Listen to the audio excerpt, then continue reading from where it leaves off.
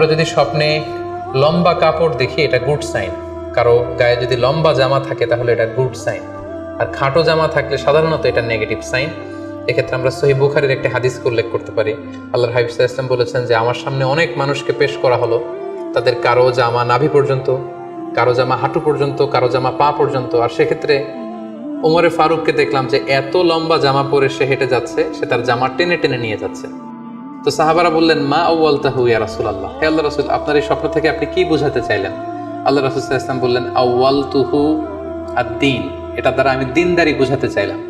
অর্থাৎ যার জামা লম্বা তার মানে তার তাকওয়া বেশি বা তার দ্বীনদারি বেশি। আর স্বপ্নে যদি কারো জামা খুব ছোট খাটো বা জামাহীন অবস্থায় কাউকে দেখা হয়, এটা সাধারণত তার দ্বীনদারি কমে যাচ্ছে বা তার তাকওয়া is decreasing day after day, এটার একটা সাইন বহন করে। পাশাপাশি দুধ, স্বপ্নে যদি কেউ দেখে সে দুধ খাচ্ছে, এটা একটা ভালো সাইন। স্বপ্নে দুধ খেতে যদি দেখা হয় তাহলে তার জ্ঞান বৃদ্ধি পাবে বলে এটা একটা সাইন বা আলামত বহন করে।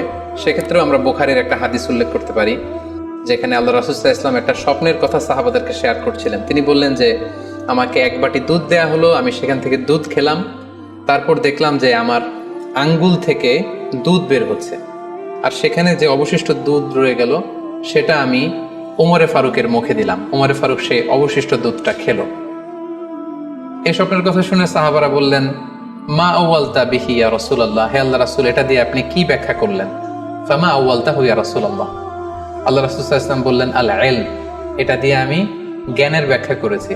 অর্থাৎ দুধ হচ্ছে জ্ঞানের প্রতীক। দুনিয়াতেও তো আমরা দেখি যে দুধ হচ্ছে সুষম একটা খাবার, খাদ্যের পুষ্টিগুণের 6টি গুণাগুণ দুধের মধ্যে পাওয়া যায়। সো কেউ যদি স্বপ্নে দেখেন যে তিনি দুধ পান করছেন, আশা করা যায় এটা তার জন্য ভালো সাইন, তার জ্ঞান বাড়বে বলে আমরা ধারণা করতে পারি। এবার স্বপ্নে যদি কেউ দেখে যে সে আজান দিচ্ছে, এটাও ভালো সাইন। স্বপ্নে আজান দেয়া এটা সাইন হচ্ছে সে হয়তো অচিরে হজ করতে যাবে। হজের সাথে আজানের কি সম্পর্ক? এর কারণ হচ্ছে সূরা হজ্জে আল্লাহ তাআলা সাইয়েদনা ইব্রাহিম আলাইহিস সালামকে যখন বলেছিলেন যে তুমি হজ শুরু করো, তখন তিনি বলেছিলেন, ইব্রাহিম তুমি আজান দাও, ওয়া আযযিন ফিন নাস বিল হজ ইয়াতুকা রিজালা ওয়া আলা কুল্লি দামির ইয়াতিনা মিন কুল্লি ফাজ্জিন আমিক। অর্থাৎ হে ইব্রাহিম তুমি আজান দাও। ইব্রাহিম আলাইহিস সালাম বললেন, কোথায় আজান দিব? চারদিকে তো মরুভূমি। আল্লাহ তাআলা বললেন, ইব্রাহিম তুমি আজান দাও, এই আজানের আওয়াজ বা শব্দ পৃথিবীর সবার কানে আমি পৌঁছে দেব। তো সাইয়েদনা ইব্রাহিম আলাইহিস সালাম তখন হজের আজান দিলেন বা ঘোষণা দিলেন। আজান শব্দের অর্থ হচ্ছে অ্যানাউন্স, টু অ্যানাউন্স, মানে ঘোষণা দেয়া। সো আপনি যদি স্বপ্নে দেখেন যে আপনি আজান দিচ্ছেন বা কেউ আজান দিচ্ছে, তাহলে সে অচিরে হজ করবে বা হজ রিলেটেড কোনো একটা ব্যাখ্যা হতে পারে। এভাবে আজানকে হজের সাথে সম্পৃক্ত করা হয়েছে এবং এটা ভালো একটি স্বপ্ন। এবার স্বপ্নে যদি কেউ গর্ত দেখে যে সে গর্ত খুঁড়ছে বা তার জন্য কেউ গর্ত খুঁড়ছে, এটা ষড়যন্ত্রের সাথে সম্পৃক্ত।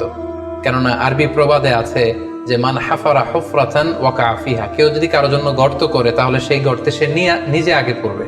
তাহলে গর্ত করা মানে অনেকটা কারো বিরুদ্ধে শত্রুতা করা বা ষড়যন্ত্র করার একটা চিহ্ন বহন করে। এবার স্বপ্নে যদি কেউ নৌকা দেখে বা শিপ দেখে, জাহাজ দেখে যে সে জাহাজে আরোহণ করছে বা নৌকায় আরোহণ করছে, এটা তার জন্য একটা ভালো সাইন। সে কোনো বিপদ থেকে মুক্তি পাবে বলে ধারণা করা যেতে পারে। আমার জন্য দোয়া করবেন, আমি যেন আরো বেশি বেশি করে সহিহ হাদিস এবং কোরআনের বাণী ভিডিওর মাধ্যমে আপনাদের সামনে তুলে ধরতে পারি।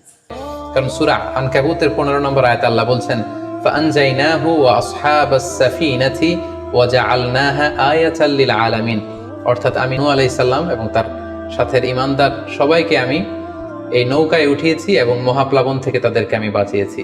আর এই মহাপ্লাবনকে আমি গোটা বিশ্বের জন্য একটা নিদর্শন করে রেখেছি। সো নৌকায় ওঠা বা জাহাজে ওঠা, কোনো শিপে বা লঞ্চে ওঠা, এটা আপনি বিপদ থেকে মুক্তি পাবেন, and you are in the safe zone, এই ধরনের একটা ইঙ্গিত বহন করে।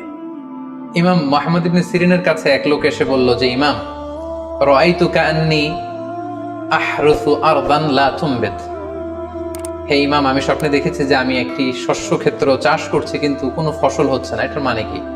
তিনি ব্যাখ্যা করে দিলেন, আনতা তা'জিলু আন ইমরাআতিক, অচিরেই হয়তো তোমার স্ত্রীর সাথে তোমার সেপারেশন হয়ে যেতে পারে। কারণ কোরআনে স্ত্রীকে শস্য ক্ষেত্রের সাথে তুলনা করা হয়েছে মেটাফরিক্যালি। সূরা বাকারার 223 নম্বর আয়াতে আল্লাহ বলছেন, নিসাউকুম হারসুল লাকুম ফাআতু হারসাকুম আন্না শি'তুম। অর্থাৎ তোমাদের স্ত্রীরা হচ্ছে তোমাদের শস্য ক্ষেতের মতো, তোমরা যেভাবে খুশি এই শস্য ক্ষেত্রটাকে সুন্দরভাবে চাষাবাদ করতে পারো।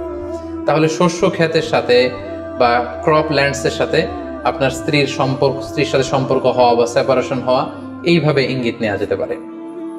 সবশেষে একটি ঘটনা উল্লেখ করার মধ্য দিয়ে আমরা এই সিম্বলিক বা আইকনিক ব্যাপারটা শেষ করতে চাই। সেটি হচ্ছে, ব্যক্তির ভিন্নতার কারণে কিন্তু স্বপ্নের ব্যাখ্যাও ভিন্নতা হতে পারে। ব্যক্তি ভিন্নতার কারণে স্বপ্নের ব্যাখ্যাও ভিন্ন হবে। একই স্বপ্ন দুইজন লোক দেখলো, দুইজনের স্বপ্নের ব্যাখ্যা কিন্তু দুরকম হতে পারে। সেক্ষেত্রে আমরা মুহাম্মদ ইবনে সিরিনের একটা ঘটনা উল্লেখ করতে পারি। মুহাম্মদ ইবনে সিরিনের কাছে এক লোক এসে বলল যে, আমি স্বপ্নে দেখেছি আমি আজান দিচ্ছি, এটার ব্যাখ্যা কি? উনি বললেন, তুমি হজ করতে যাবে। তার কিছুদিন পরে আরেক লোক এসে একই স্বপ্ন দেখলো। তিনি বললেন যে, আমি স্বপ্নে দেখেছি যে আমি আজান দিচ্ছি। তো তিনি বললেন, চুরিতে তোমার হাত কাটা যাবে। তো ওনার ছাত্ররা দুইজন লোকের কাছে দুই ধরনের উত্তর দেওয়ার কারণে অবাক হয়ে জিজ্ঞেস করলেন যে, হে ইমাম, একই স্বপ্ন দুইজন দেখলো, কিন্তু আপনি এক একজনকে এক এক উত্তর কেন দিলেন? তো তিনি বললেন যে, এই দুইজনকে আমি চিনি এবং তাদের ব্যক্তিগত জীবন সম্পর্কে আমি জানি। সো তাদের জীবন আচরণ, তাদের ব্যক্তিত্বের কারণে আমি দুই ধরনের ব্যাখ্যা করেছি। প্রথম জনের ব্যাখ্যা করেছি আমি সূরা হজের আলোকে, কারণ সূরা হজে আল্লাহ ইব্রাহিম আলাইহিস সালামকে বলেছেন, ওয়াযিন ফিন্নাস বিল হজ, তুমি মানুষের মাঝে হজের জন্য আজান দাও, ঘোষণা দাও। সো সেই লোকটি আজান দিয়েছে, তার মানে আশা করা যায় সে হজে যাবে। আর দ্বিতীয় লোকটির স্বপ্নের ব্যাখ্যা আমি করেছি সূরা ইউসুফের আলোকে। সূরা ইউসুফে একটি আয়াত আছে, সুম্মা আযানা মুআযযিনুন আইয়াতুহাল আইর ইন্নাকুম লাসারিকুন, অর্থাৎ মিশরের কিং এর একটি পানপাত্র চুরি হয়ে গিয়েছিল। ইউসুফ আলাইহিস সালাম ইচ্ছা করে সেটা তার ভাই ইয়ামিনের খাদ্যের প্যাকেটের ভেতরে ঢুকিয়ে দিয়েছিলেন। আর তখন সেখানকার স্টাফরা বা সৈনিকেরা আজান দিয়েছিল, মানে ঘোষণা দিয়ে বলেছিল, হে ক্যারাভান, হে কাফেলার লোকেরা, তোমরা চুরি করেছো।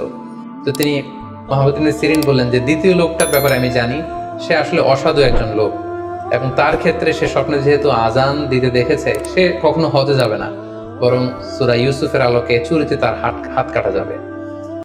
আমার জন্য দোয়া করবেন, আমি যেন আরো বেশি করে সহি হাদিস এবং কোরআনের বাণী ভিডিওর মাধ্যমে আপনাদের সামনে তুলে ধরতে পারি।